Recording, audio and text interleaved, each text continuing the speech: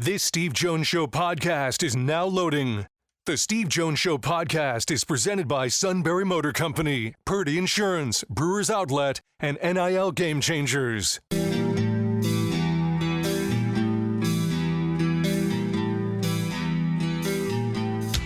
Bringing you an in-depth look at Penn State sports and more. This is the Steve Jones Show on News Radio 1070 WKOK.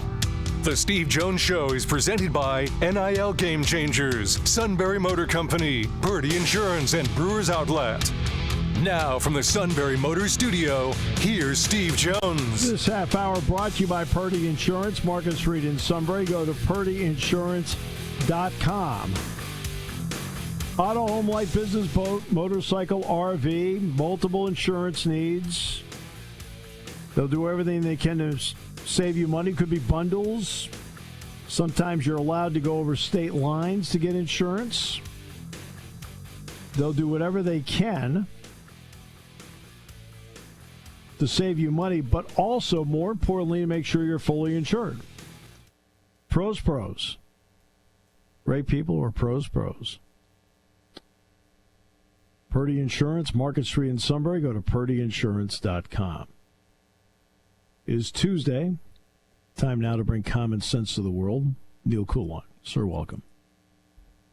There is nothing common about common sense, as you know, but it is still a great day and a great one to be here talking with you fine gentlemen. Yes, so let's start with this, and that is the fact that they're having relatively serious talks now between the Players Association and the office in New York about going to 18 games. It's something you and I have talked about before. Your thoughts on the fact that it's serious at this stage? I think this was telegraphed a while ago. They wanted 18. Depending which side of the fence you're on, I think you can make the argument very simply that 18 is better than 17 in the owner's minds. Mm-hmm. They could get one out of it last time. I think each side can represent a reason to have agreed on 17 instead of pushed or argued against 18, in that it sets something up for next time. In a collective bargaining situation, everything is quid pro quo. What can I get for this? Each side is bargaining. I think if the players were really against the idea of 18 games, they would probably have dug in a bit harder on 17. What can they get for an 18th game is the right question to ask as far as their leadership is concerned. So are you going to get a bigger cut of revenue because of this? That's very possible. There are other concessions that we can get because of this. Can we lump this in with a bunch of other things? I'm not inside the union's war room discussing all this, but they probably have a laundry list of things that they want in exchange for that game. There will be a much more spirited discussion surrounding the inclusion of that 18th game. But I do think both sides are aware of the fact that that's where this is going to go. It's just a question of what the price is. That's what they're discussing now. In the last CBA, this might not even be a CBA issue, to be honest. They don't need the CBA to determine that. It really just kind of comes down to how they want to define it for the short term. You know, I don't know if this is a next year thing or not, but they're going to get together and they're going to meet and go over it. I'm pretty sure everyone kind of saw the direction the wind was blowing and knew they were going to add this other game. So what can the players get in the short term for this, and what is it going to set up in terms of the next CBA? Because to be honest, I think the players would like to have this be the topic of conversation for the next CBA, delay it a little bit, and be able to lump in more things that have to be done via collective bargaining, as opposed to now, I'm forgetting what the term of it is, but something that's done inside the CBA, they can negotiate, discuss it. There are other, value adds the players can get beyond just revenue, although revenue is, usually going to be the cornerstone of it all. Let's get to the Joe Burrow thought, and that is 2 bye weeks during an 18-game schedule. What would your thought be on that? Yeah, I think that's a good one for them to pitch. I think that makes sense. I agree. I can see the value to it. I think we enter into territory of 16 of 18 games, 20 weeks of the regular season, and then playoffs. I think you're probably risking fatigue a little bit. But I do think there's a trade-off in there if you want to discuss safety, health. It gives probably the NFL more opportunity to expand into Saturday, Tuesday, Wednesday, every other day they're not playing. There's more that they could do with that. I've said this often, and this is just kind of a dumb point to make, I know, but I feel for the schedule makers. I don't know how they keep all this stuff together. I don't know how logistically they piece it all together, but I do think a second bye week opens things up from the owner's perspective. It probably would mean more international games, just because you've got that extra week that they can come back from. I think it makes sense. You know, I could see the owners being okay with that. Fans on the surface will probably complain. By and large, though, I don't think it's anything that people can't just kind of get used to. And, you know, enjoy it for what it is. It lasts a little bit longer. Some years that's better. Some years that's worse, I'm sure. But it makes sense. I definitely think that's a part of it. I would hope the union, in including Burrow's proposal, would add more to it. I think it's a costly piece of, negotiating leverage. I'd hope they get a little bit more out of it. I'm sure that they will. In fact, I believe this happens to be a year where the college football schedule sets up in terms of bye weeks between Labor Day weekend and Thanksgiving weekend. So that's why there's always one. Well, there's always a time where there's 2. Well, this is 2 this year in college football because Labor Day to Thanksgiving weekend's 14 Saturdays. I've been advocating that college football, especially with the expanded playoff, needs to go to 2 as well. I mean, I've been advocating for that, just make 2 permanent. Now I'm going to ask the big question, which is just a pure guessing game. From the fans' interest point of view, how many is too many? That's such a great question. Let me give you the digital content perspective. Okay. You get used to certain trends, traffic peaks at certain times. What I've noticed over 2 decades of staring myself blind at spreadsheets and Google Analytics, there is a point where it drops around late October. Okay. And I'm saying this generally, not the election year, significant drop I'm sure I'm going to see come late October this year. Right. Typically, it seems like that sort of wears out. The novelty is kind of off. Others, you might argue more natural or sociological issues that come with that. Late October in the areas that we're from, not always the nicest to be outside. A lot less daylight. It's a bit more bleak and gray. Your interest in a lot of things kind of wanes down. If your team is 2-5 going into October, you're not going to be as interested as you were in week 1. So from that perspective, anything beyond that to rally the interest of the fan base beyond just the game itself, because they'll gripe about it, not be content, yell for everybody to be fired, but come kickoff, they're excited. Just the window of excitement shrinks considerably if your team isn't good as the season goes on. Right. Where it really lights up again is December. Now, on one hand, November tends to not be great because you have a holiday in there. Thanksgiving is not a great digital holiday, as odd as it seems.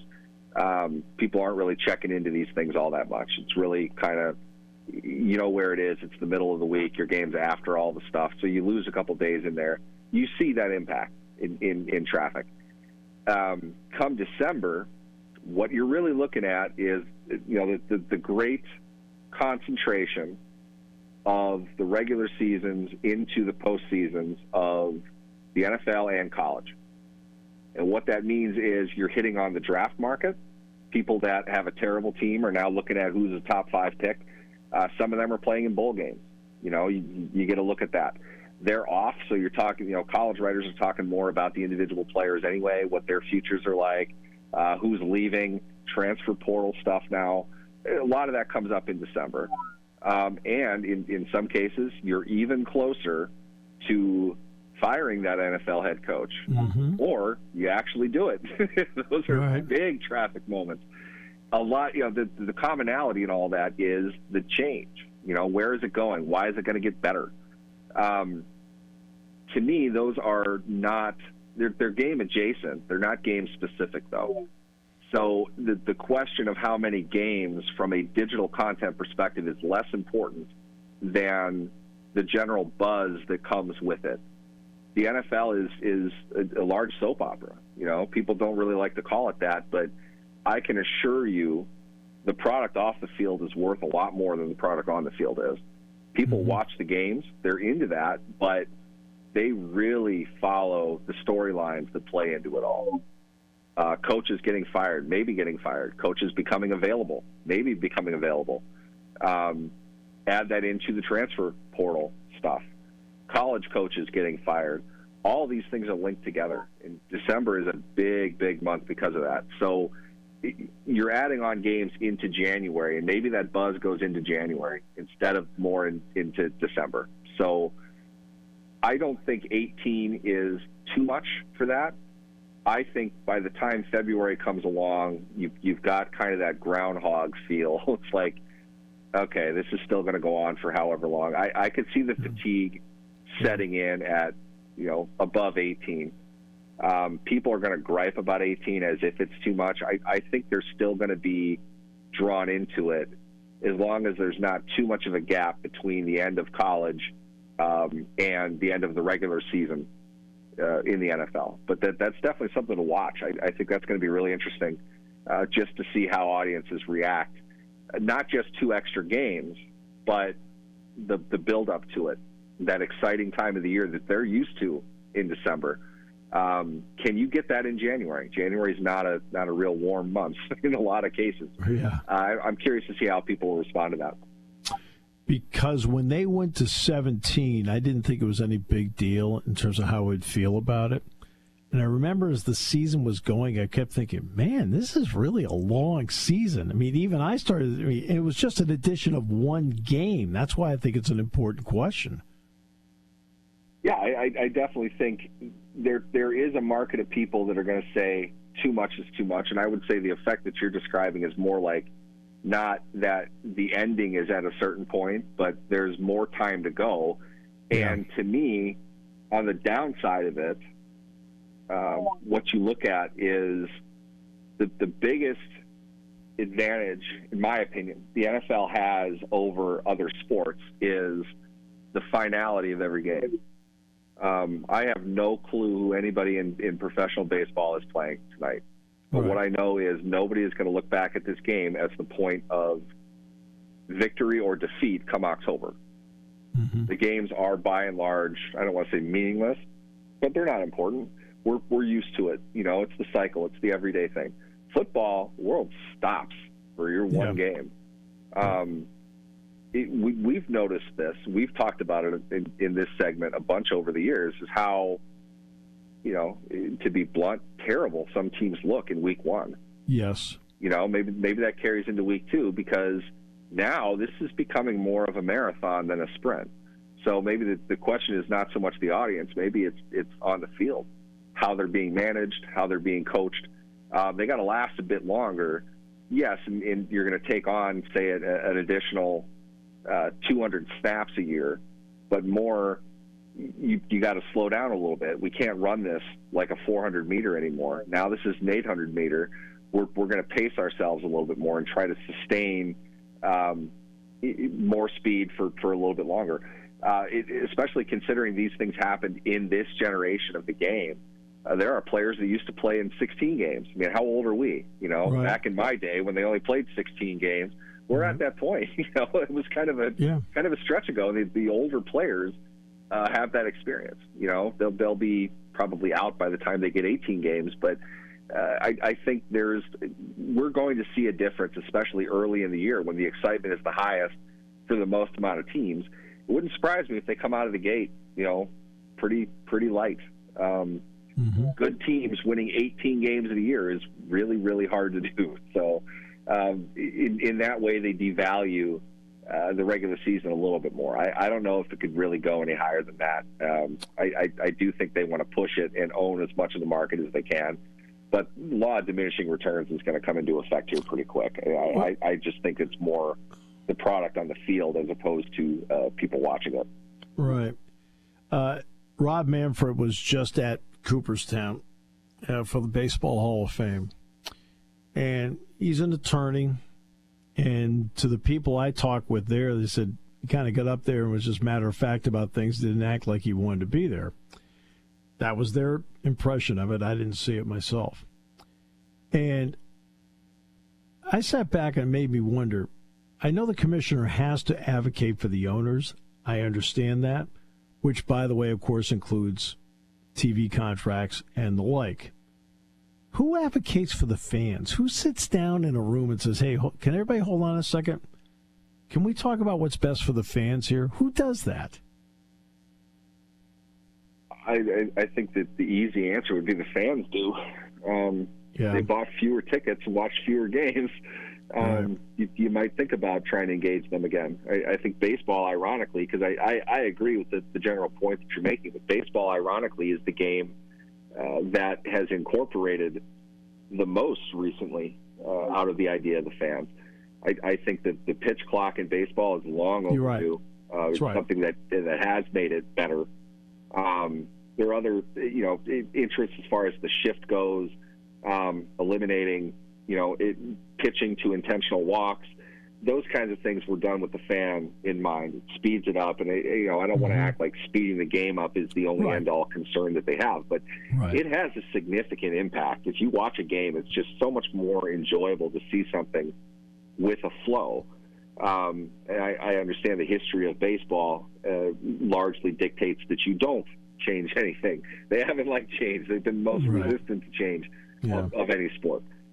Most established one that makes sense, but to the degree that they have gone recently to act with, I think, the fan in mind, should be replicated with other sports, because that doesn't exist. In the NFL,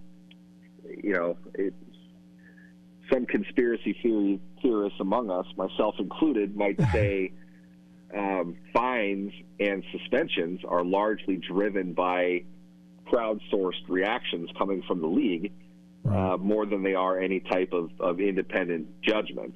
What I mean by that is, guarantee week one, if there is a controversial hit of some type that's pretty prominently shown around everything, people are all weighing in on it, you will see a prominent reporter tweet out, the league is considering a suspension for whoever, whatever it was.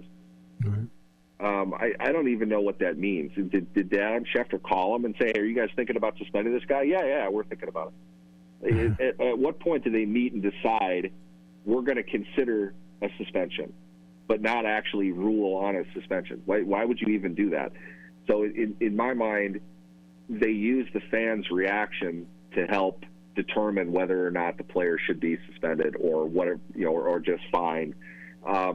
So in kind of a paranoid, delusional way, people like me might think that the NFL seeks the opinions of the fans by, kind of teasing news out there and seeing how people react to it. If the reaction is very favorable overall that, the player should be suspended, they'll suspend him. If not, they won't. I think they do take the fans into account when it comes to that. At the same time, as you know full well, within the NFL, fan reaction to things like blown non-pass interference calls in a playoff game leads to an entire rule change in which now they can review pass interference calls. And what I think history will bear out is one of the stupidest short-sighted decisions the NFL has ever made. The fans absolutely have weight in those types of things, just not in a formal way, not in an official way. Always a pleasure. We never discuss where we're going to go with it because I know I can ask him anything, and the flow is tremendous. Thank you so much, Neal. Talk to you next week. Absolutely. Thanks for having me. Neal Coolong joining us on the show, and this half hour brought to you by Purdy Insurance, Market Street in Sunbury. Go to purdyinsurance.com. Auto, Home, Life, Business, Boat, Motorcycle, RV. Multiple insurance needs, and they make sure that you are fully insured and do everything they can to save you money. Just great people who are great pros. And don't forget about the Purdy Memorial Golf Tournament, which is 2 weeks from tomorrow at the Susquehanna Valley Country Club to benefit the Greater Susquehanna Valley YMCA. Here on News Radio 1070 WKOK.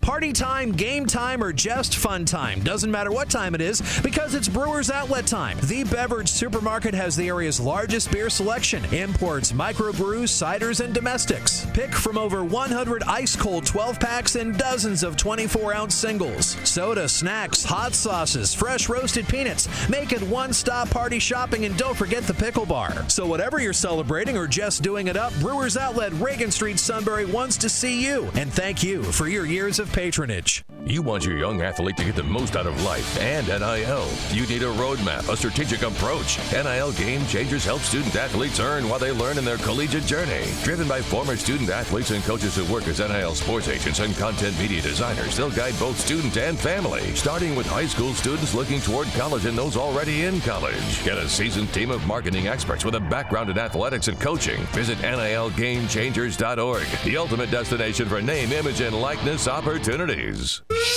Henry Ford started building trucks in 1917, and Sunbury Motors has been selling them ever since. SMC has over 100 new Ford trucks with savings of up to $12,116 and financing as low as 0% during their annual July truck sale. Choose from 16 of the top-selling 2024 Ford Mavericks. They get up to 42 miles per gallon, and Sunbury Motors has them priced as low as $27,835. SMC has Central PA's largest selection of new Ford F-150s with 48 to pick from, and well-equipped Super Crew XLTs start at just $49,831. Sunbury Motors has a wide selection of Super Duty pickups with 36 to choose from, including regular cabs, Super Cabs, Super Crews, and utility bodies with gas or diesel engines. SMC is where you want to be in July for the hottest deals on new Ford trucks. Sunbury Motors in the North 4th Street Auto Plaza is a fifth-generation Ford dealer, proudly owned by the Mertz family for over a century. Hi, this is Season. For over 100 years, the Purdy Insurance Agency has been protecting families and businesses of the greater Susquehanna Valley and beyond. With the experience of our trained and knowledgeable staff, you can rest assured that your needs will be evaluated and met by some of the industry's best representatives. No matter what your insurance needs are, call Purdy Insurance today at 570-286-5855. Visit our website at purdyinsurance.com or check us out on Facebook to see what we can do for you.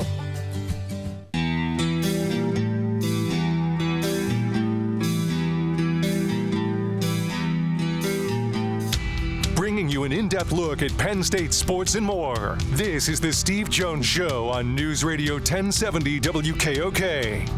The Steve Jones Show is presented by Brewers Outlet, NIL Game Changers, Sunbury Motor Company, and Purdy Insurance. Now from the Sunbury Motor Studio, here's Steve Jones. And this half hour brought to you by our good friends at Brewers Outlet, Reagan Street in Sunbury, the beverage supermarket.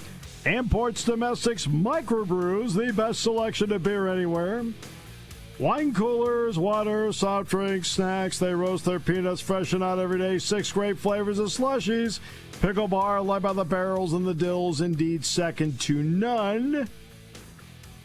All at Brewers Outlet, Reagan Street in Sunbury, the beverage supermarket.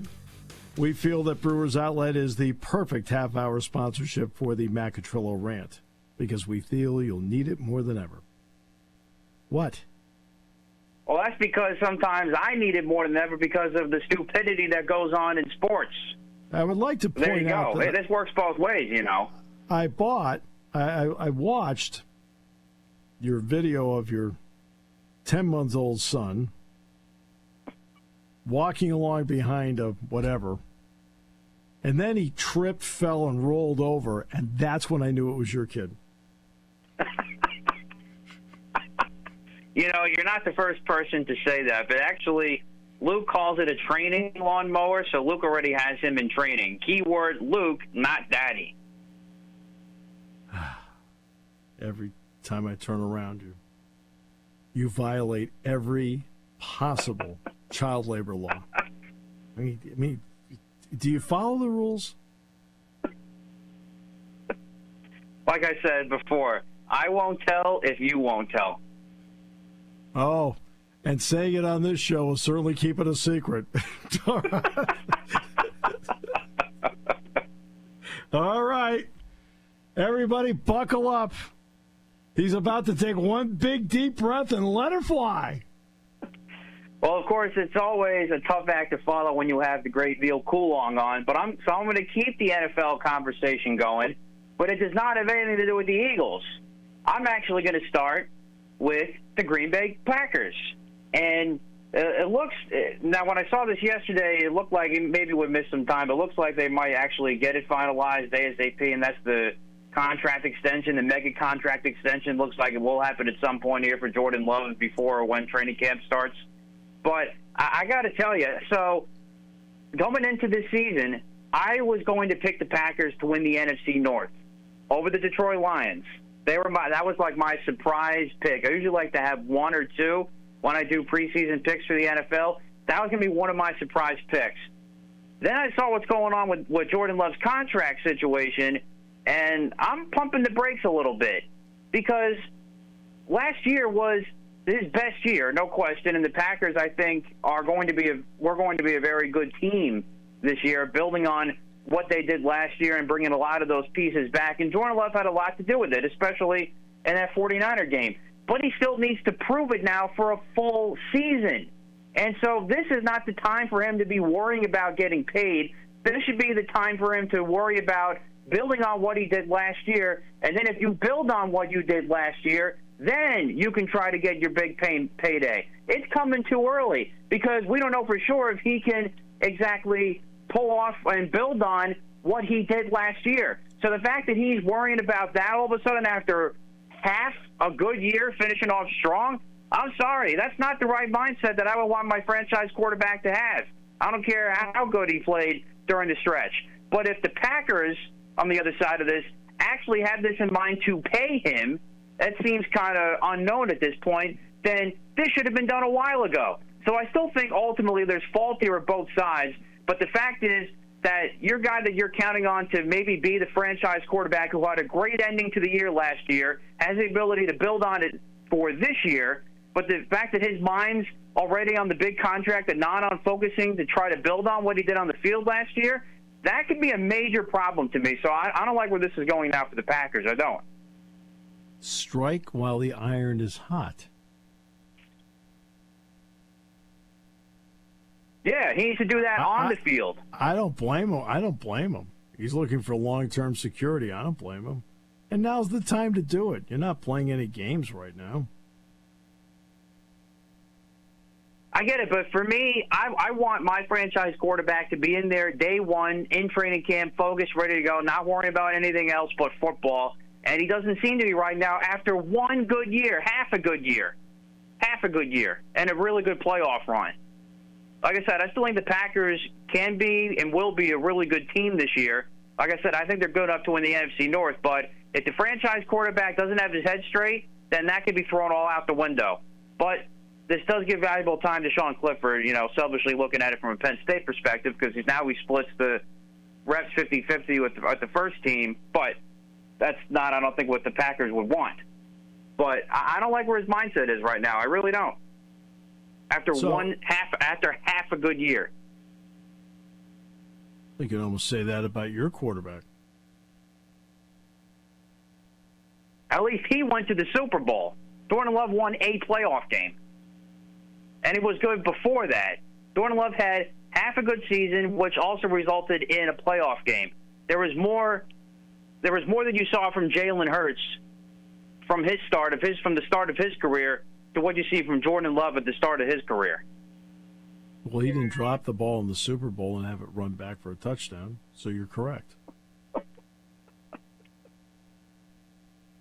There's still time. That could happen this year, and they would have already paid him.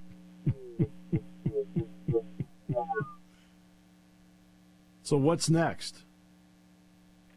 Well, next, staying with the NFL, and I'm sure I did not get a chance to listen to you and Neal, so I'm not sure if you guys touched on this or not, but I'm sure you did. It's the 18-game schedule because you guys talked about it multiple times when we had him on when I was still on the show full-time.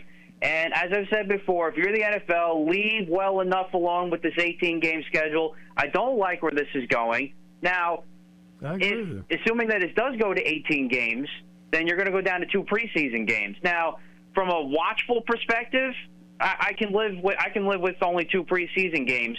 However, when you're looking at, if you truly care about your football team, you're looking at it big picture for the whole season, you still need more than 2 preseason games to evaluate players. Not put the starters aside because that's starting to slowly go out the window anyway with these joint practices and stuff like that. But to figure out the rest of the 53-man roster and maybe potential guys for your practice squad, not only on your team but other teams. That third game was really critical for those guys to give more tape to put themselves out there to get one of those spots on the 53 or on the practice squad. 2 games, I'm just afraid, is not enough time for coaches to evaluate guys. And joint practices are good and all, and I think I even argue this for the starters sometimes, is it's still not the same as a true game-like atmosphere. And you and I talked about this before, and especially with the Eagles last year. So I don't like where that's going from that perspective either. But then, of course, we've talked about before, there's the player injuries and stuff like that. And if part of the argument truly is just to move the season back a week, extend the season a week so you can have the Super Bowl on President's Day weekend, everybody gets that Monday off because it's a federal holiday, I have a very simpler solution that totally won't put your players off the edge by having to play another regular season game. Move everything back a week. Or to Roger Goodell. Where's your common sense? I'm sorry, I don't think he had much. He's still, despite being able to make billions and billions of dollars for the NFL. That is the most logical thing to do. I already didn't like 17 games to begin with. Now we're going to add 18 probably, which is inevitable. But if you really, really just want to move everything back and make sure the Super Bowl is on President's Day weekend, which I'm okay with, to get everybody that day off, I think it's kind of smart. Move everything back a week, or move everything back 2 weeks if you didn't have the 17th game. Whatever it is, just move everything back. It's fine. So, you're in favor of 18 games. Okay. And listen, I love football. I love the NFL season. But I loved it, and I still love it, even though it's 17 games now. And even though I do love it, I still feel like the regular season really kind of is a little too long because I was so used to and liked the fact that Wild Card Weekend was always the weekend after New Year's, and then so on and so forth. And you go down the line all the way to the Super Bowl. And now you're still playing regular season games into January. And you're kind of ready for the playoffs to start. Like I said, you just have to leave well enough alone. The product was fine the way it is. I mean, I guess it is still fine the way it is, even despite having the 17th game. But the fact is, NFL just has to find a way to stop and realize that, guess what? They're still going to dominate ratings, everything else you can think of in terms of competing with the other major sports because of the way the product is right now. And the more you add to it now, the more you have a chance to actually make the product worse.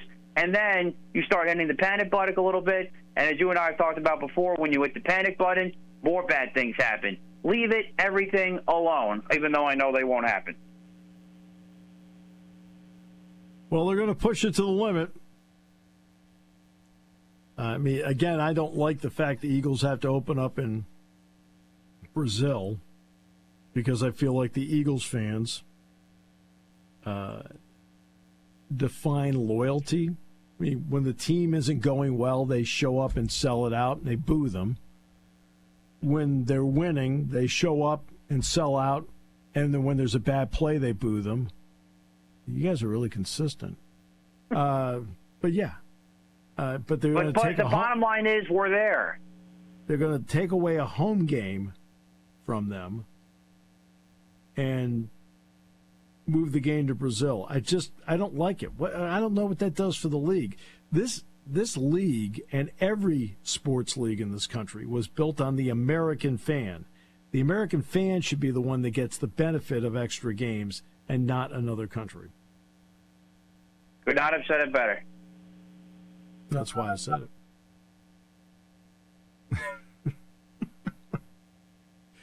So, what else is on your mind?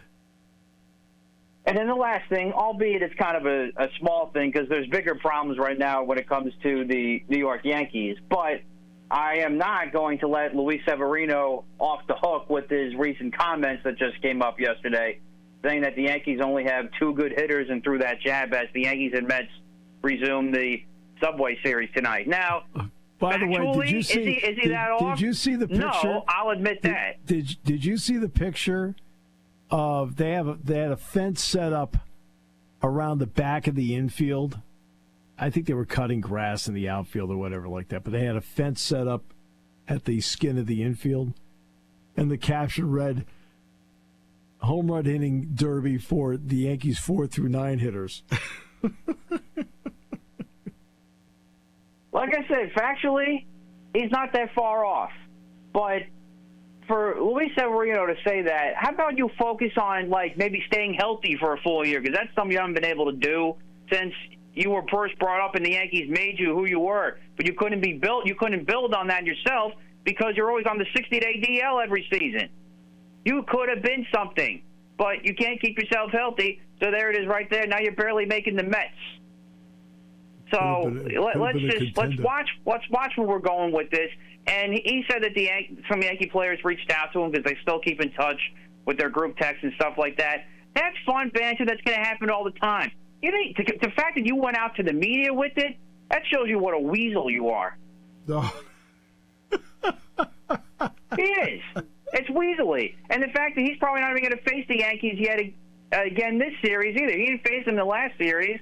And now he's probably not going to face him in this series either, it looks like, the way the rotation goes. But like I said, how about you worry about actually staying healthy for once and staying off the 60-day DL before you worry about how many good hitters the Yankees have or not, or any opponent for that matter. So do we mark you down as not a fan? I just want to make sure as we keep score here. That would be correct. And never really was a fan of him when he was in pinstripes again because he couldn't stay on the mound. Simple as that. You are not allowed to talk any trash whatsoever if you don't play the game. Availability is your best ability, not only playing on the field but also talking nonsense in the media. So we mark you down as not a fan? Correct. I just wanted to make sure.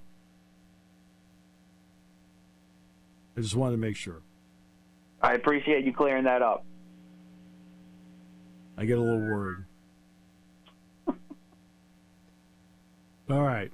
Is there anything... Todd, please jump in. I was going to say, I feel like you're a little jealous that he's on the better team now. Sorry, no, the Mets can have him, trust me, because he wouldn't be doing any help for the Yankees anyway. That could be true. Maybe you're on to something here. My goodness. So are the Yankees sellers at the trade deadline? I still think they need to be buyers, honestly. I mean, to me, my philosophy's always been if you're in the playoff hunt, which the Yankees are, you buy. And you're the New York Yankees, you have the ability to buy. You don't have much in the farm system anyway. One trade deadline's not going to bolster that by any means. So, yeah, I think they still need to buy. And looks like, depending on what the price is right and if the Rays are willing, the Rays have several guys that look like they're going to put out on the market. And there's many other good choices, especially pitching. So, yeah, this is a time where the Yankees can, if they put the right pieces together, make a run if they put the right pieces together. I don't know if that's easier said than done when you have one Brian Cashman starting to run the table here. Do you mostly suffer during games with your teams? It depends on how the game goes. I mean, do you experience any joy being a fan? Again, it depends on how the game goes. I mean, I've been doing a lot of suffering lately overall with the Yankees, except for the Orioles series to end the first half of the regular season. So, yeah. You know, we've been killing the Yankees for, what, a month now? Oh, no. And I've they done still, it for, I've done it for this 3 current years. this current iteration of the Yankees. How's that? Yeah. They're still 18 games above 500. That is all well and good, but I still look at October. They've done a great job against the White Sox. And where they match up right now, and I still see them as a one-and-done team. Well, especially the way MLB's been lately. I mean, you had a 80-something win team in the World Series last year. I mean, they've done a great job against the White Sox. I'd even argue that's been a little bit of a stretch. Oh, brutal. Brutal. It's a crapshoot. Garrett Cole gets hot at the end of the year. Yeah. Nestor Cortez gets okay. Yeah. I mean, the All-Star game was a microcosm of the Aaron Judge career. Great in the regular season. Big moment. Gets an out. Yeah, so, okay. They still need more regardless. And when you go to pitching, even if Garrett Cole is pitching well, and he looks like he's starting to hit his stride a little bit now, there's still no consistent arm that I feel good enough to put in and back as a number 2 guy besides Garrett Cole for the postseason. I thought that was supposed to be Luis Gil, but that's kind of almost out the window for me now because you're starting to see the fatigue wearing, and he hasn't been great lately. So, yeah, the Yankees need to absolutely get 2 arms, one for the starting rotation and one for the bullpen, but most importantly for the starting rotation, and they need another batter, too, desperately. They also need a manager that doesn't play eeny, miny, mo to try to figure out the lineup, but that's a different topic. Oh, boy. You are well aware that Aaron Boone does not make that lineup, right? Well, whoever's put in the lineup, I know. It is their analytics collectively, people. it basically whatever way they're putting the lineup together is not working. Especially when you've got 5 every day, it's literally a new lineup.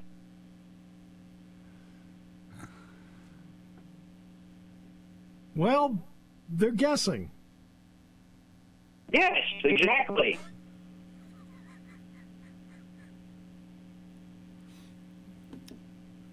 These are your people. These are the people you put confidence in. They didn't come from me, I can tell you that. Oh, goodness I've had them on the chopping block for a long time now. You know that. Yet, every time I've talked to Aaron Boone, he speaks highly of you. You know, the one thing I'll always give him is he is an Eagles fan. He will always have that, but he still needs to learn how to put a lineup together. But he manages in New York. I thought you said that Josh Harris couldn't buy Washington because it was a betrayal to Philadelphia. Yes, but Aaron Boone is just a fan. He's not employed by anybody else but the New York Yankees.